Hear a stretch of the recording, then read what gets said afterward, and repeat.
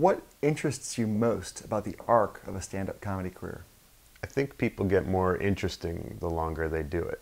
I think if you look at, like a Carlin or Louis C.K. or Paul F. Tompkins or Pryor, or, to me, people who I admire a lot, and you see a very similar pattern, which is in the early stages of their career.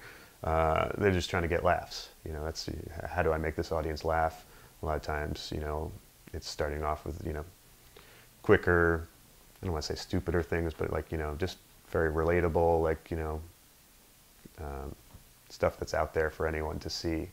And it's just a little more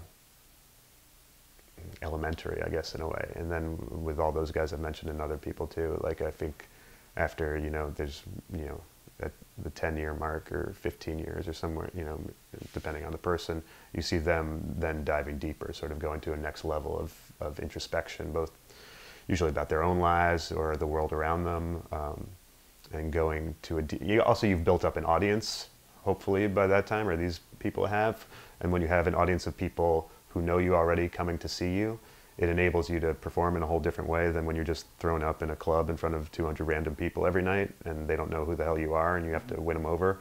That's a different thing than when 2,000 people who paid to see just you and know your name and who you are and what you are already come to a theater to see you. Is a total, that enables you to go to a different place.